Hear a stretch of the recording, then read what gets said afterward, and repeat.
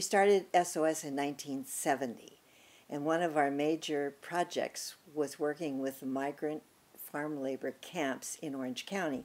One of the reasons that we were very concerned about it is because the largest one, or one of the largest ones, was right within the confines of Costa Mesa, the Sakioka Farms. And Frank can tell you how they got involved in that. One of the camps that we visited was right down directly southwest, just north of Baker. It was a house in a newly built area, a house that was a few doors away from the other nearest group of houses. And in there we found 22 men that were living on the floor or on a couch. Most of them were sleeping directly on the floor. Outside was a pile of trash full of junk from obviously a number of days and weeks and months.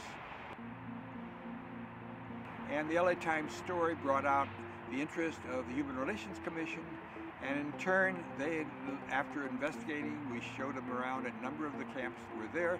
They called upon the grand jury, and the grand jury visited some of the other camps that we hadn't even yet reached by taking them into Mass Saturday night when they wanted to, by bringing food to them, by finding out if anybody was sick. We were able to help them a little bit. We were at least 2 or 3 that would have died if we had not helped them. So SOS was started with the idea of getting at the causes of poverty.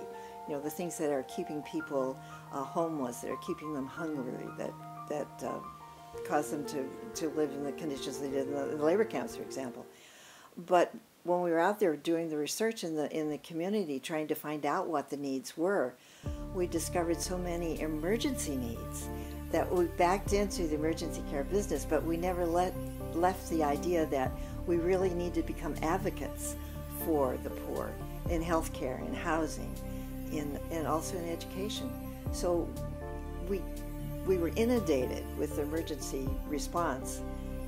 After a year or two, we were helping about 20,000 people a month, which was just astounding in Orange County, where they're not supposed to have any poverty.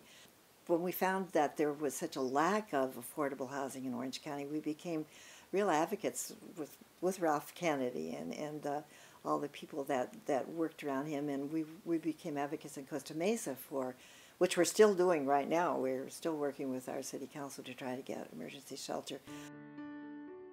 It's much more gratifying to give somebody immediately a bag of food or to give them some clothes, because you kind of get a warm feeling. And it's not very satisfying to testify before a city council or a board of supervisors or a congressional committee and never get any results. But I think unless we do that, it's going to continually be, there's a big difference between charity and justice. And what we would like to fight for is justice, but still give, unfortunately, the charity is needed.